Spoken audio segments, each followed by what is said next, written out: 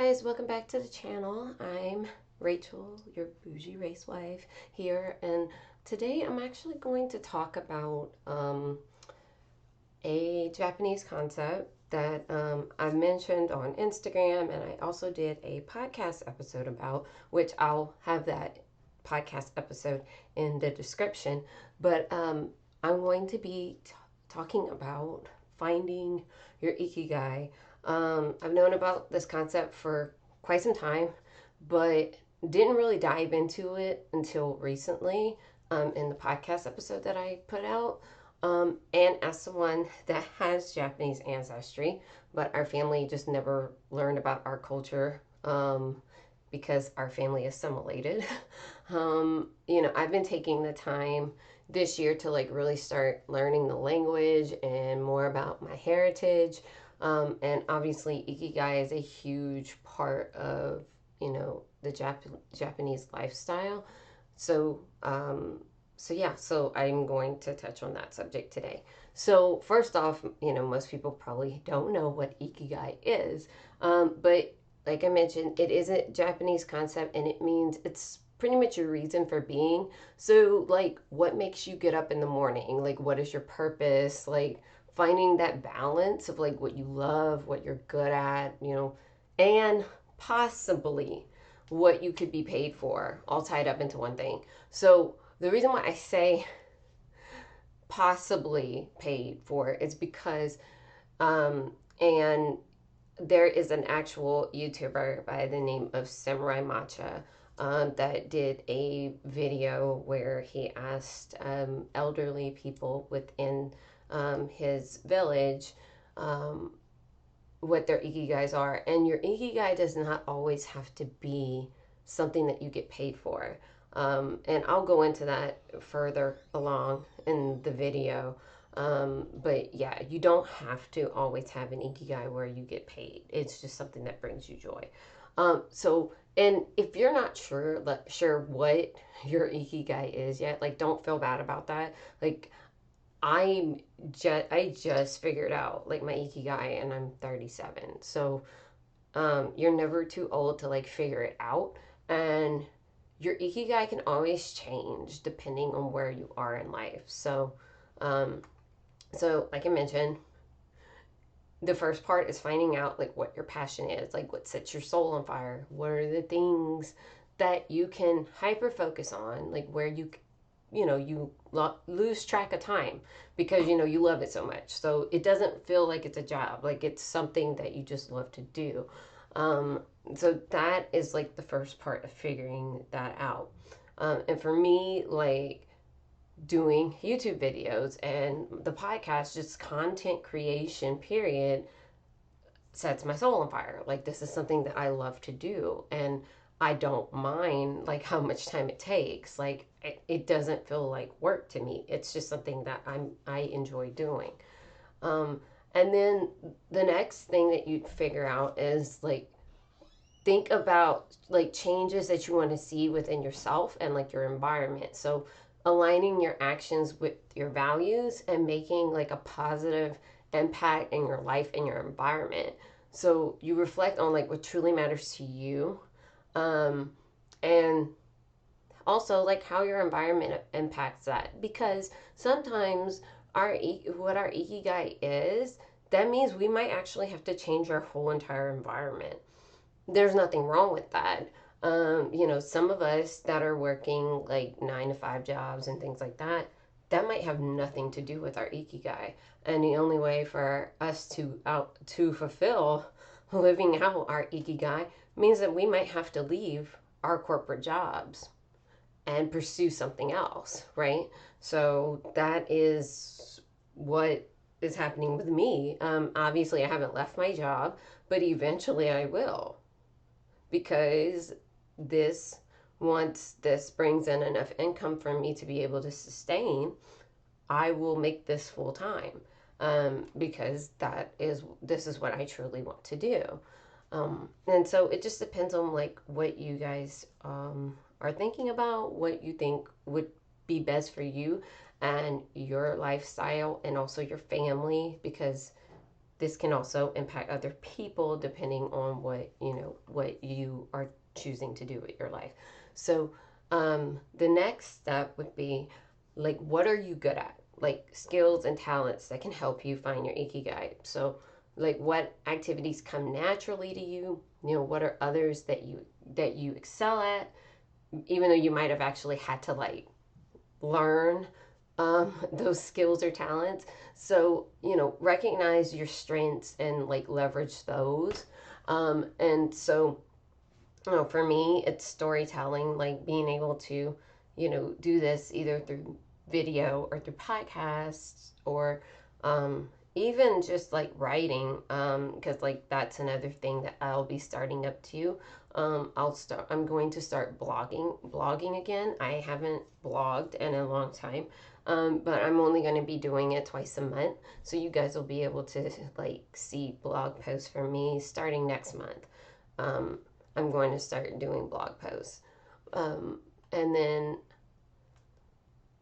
like I said, this is where we start to talk about the profession part. So, like, this one is optional, but like, what can you be paid for out of everything that you know, out of everything that was mentioned previously? Like, what could you be paid for? And that's why I said it was optional, because your ikigai or ikigais, because you can have more than one. Like, you don't have to limit yourself. Um, it doesn't always have to be things that you make money off of. So, like, for example, something that I don't make money off of, but like something that I really enjoy is like drinking coffee in the morning. Now, of course, my coffee is decaf because I don't drink caffeine, but just drinking like a coffee in the morning and like just being able to enjoy it like by myself for like the first few minutes of my day before I have to start work or anything, like that brings me joy, right? Now, of course, if you're like a content creator like myself and you might have like a partnership with like a coffee company or something like that, and you had to make like a sponsored ad for that or something like that, then yeah, then you got paid for it. But like, I'm not sponsored by any coffee companies or anything like that. Would love to, but I mean, I drink Starbucks, their decaf house blend. If Starbucks, if y'all are listening, if y'all want to, you know, hook me up, you know, we could work together. But you know, but like, I'm not like, I don't get paid for that, and I don't mind that. It's just something that I enjoy. So, um, and then, so pretty much you take all those things and you put it together and you find the common like denominator between all of those things. So that is your ikigai or your ikigais, right? And these are the things that will make you feel like fulfilled and joyful and like that you have purpose in life. Like, and take time to reflect on these things. Like, this is not something that like you have to jump headfirst in, because sometimes depending on your ikigai, this can be a huge life change. So sometimes it takes more than just you like putting in a very small action. You might have to move, you might have to, I don't know, go back to school, you might have to do things that are not just like something that you can change overnight. So don't feel like you have to rush into it, right? Because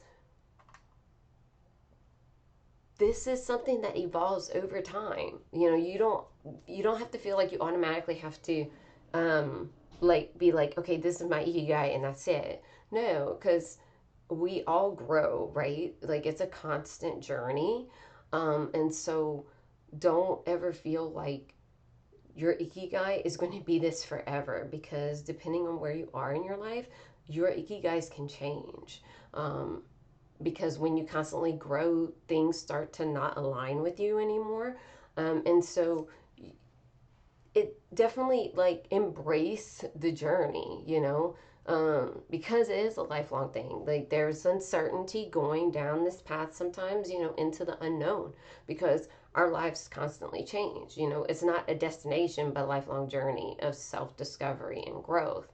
So, you know, don't feel like you have to know everything about your ikigai and know exactly what steps to take, because sometimes we get diverted, right? Um, and you know, depending on, you know, what your belief system is, and I'll just kind of go off of my belief system, but spirit guide you where you need to be. And sometimes what we truly believe that our ikigais are, the reason why it changes, our paths start to change, is because sometimes the way that we lead ourselves isn't always the way that we need to go, right?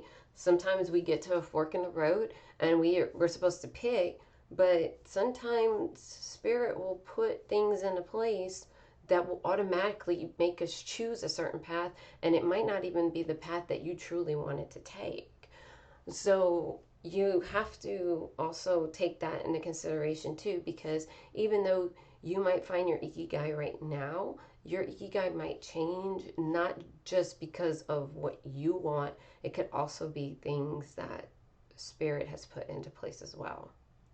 So, so yeah, it or it could be, things within your environment that could make changes to your ikigai as well. Um, so, uh, so yeah, guys, I hope that this video helps you, start on your whole ikigai journey. Like I mentioned, I'm going to drop links to Samurai Matcha's video. Um, and there is parts of it is in Japanese, but there are subtitles. So don't feel like, you have to know Japanese to be able to watch it. Plus, when he's speaking by himself in the rest of the video, it's all in English. So, for my English speakers only, people that are not, that do not know any Japanese, don't feel bad. Like, you can actually watch this with no problems. So I will drop that as well. And like I said, I have a full episode on the podcast about finding your ikigai, so I will drop that as well.